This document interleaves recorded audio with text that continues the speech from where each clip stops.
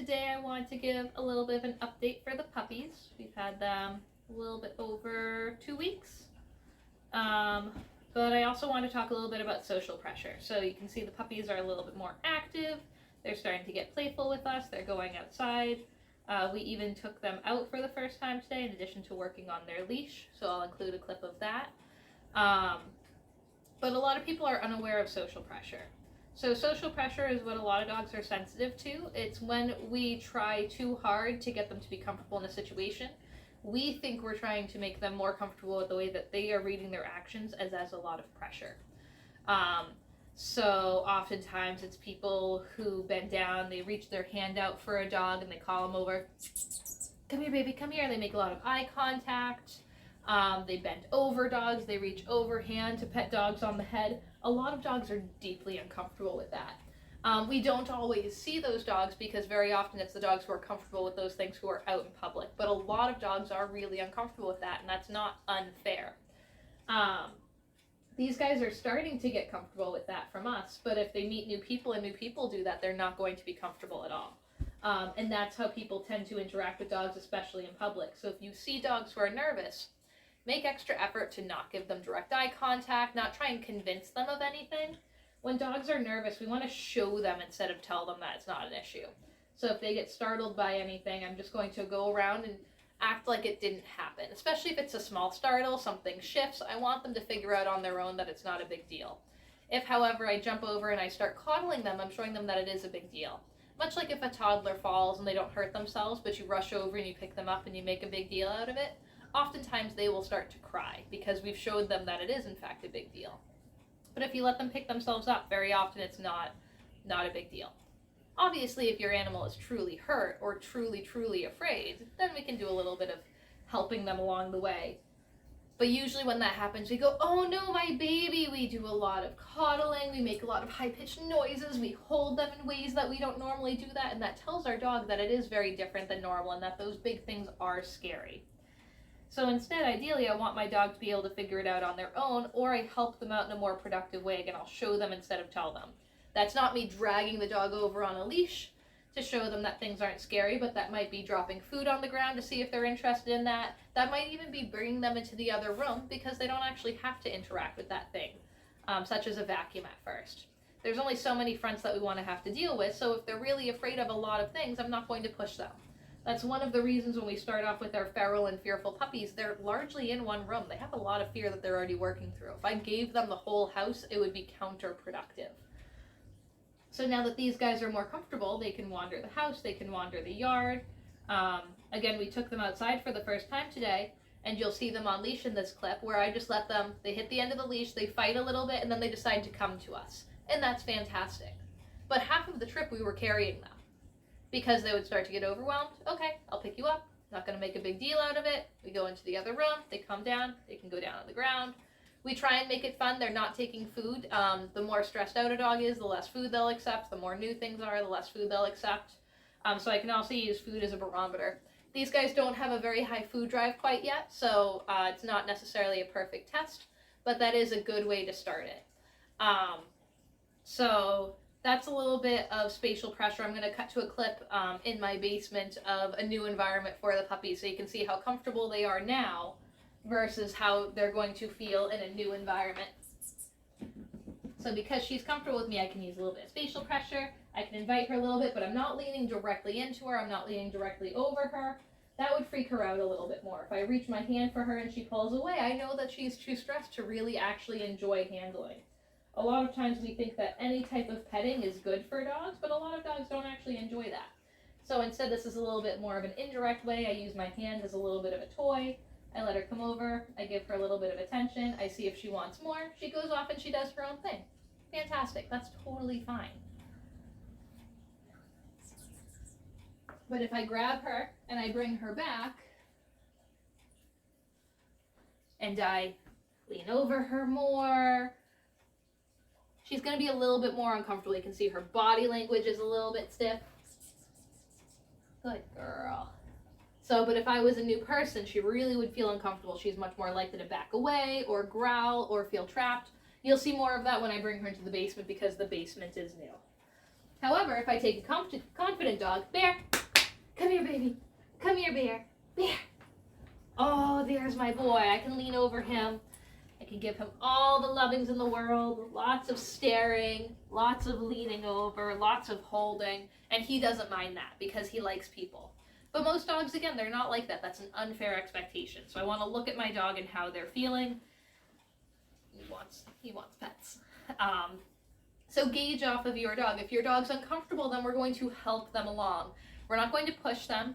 We're going to give them the opportunity to explore their environment. Too often we tell our dogs exactly how to feel, and we're unintentionally telling them to be afraid, or we're unintentionally forcing them to go further than they're comfortable with.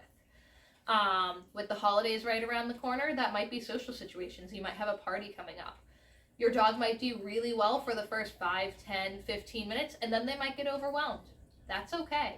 It's okay to put your dog away. It's okay to put them in the other room and let them decompress. There's nothing wrong with that. There's nothing wrong with your dog asking for that.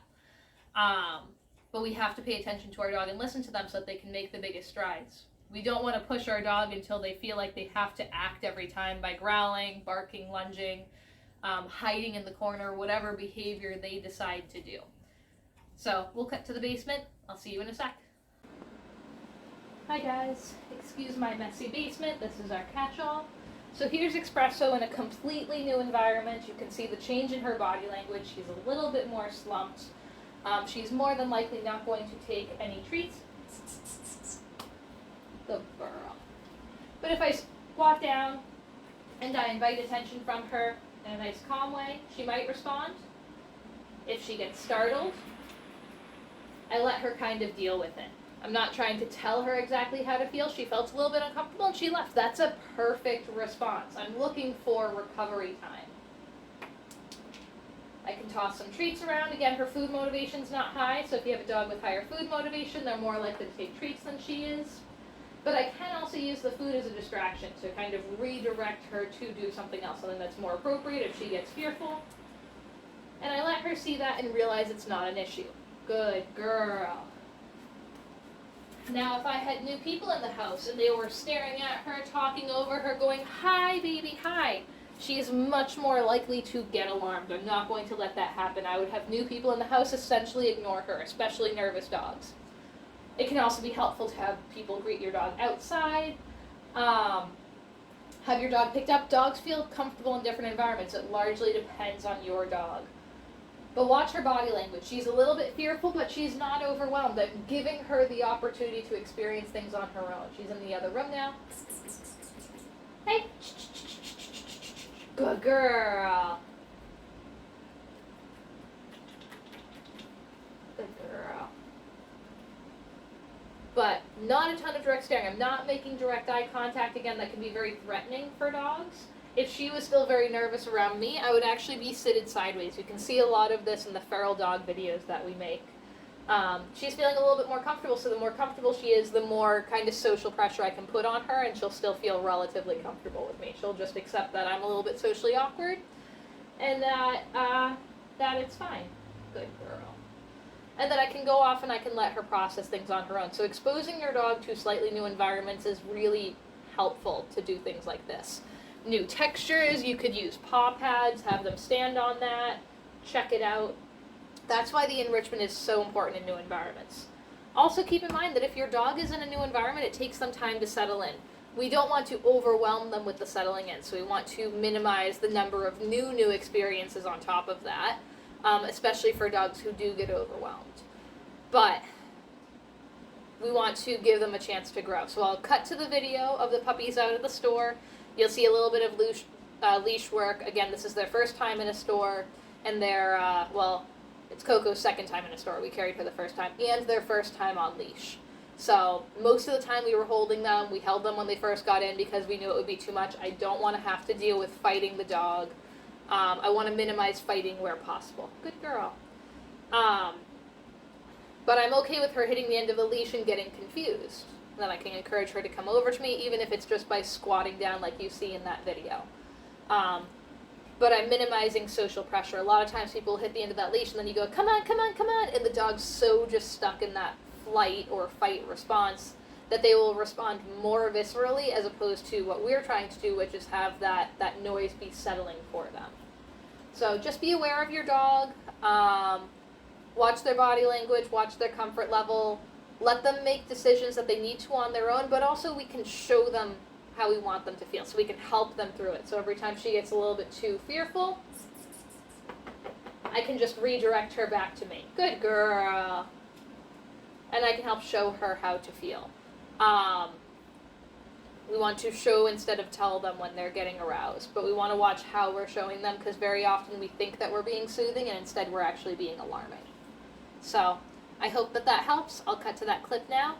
Have a great day. There she is.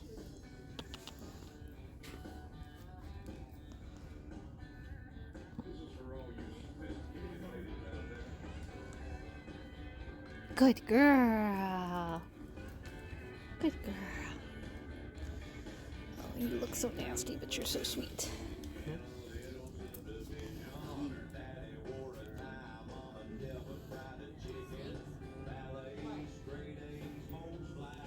Come on, Weedy.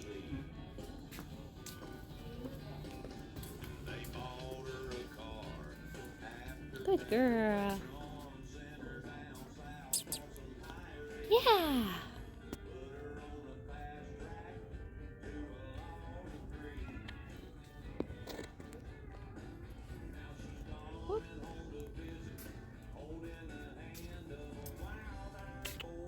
Oh, good girl.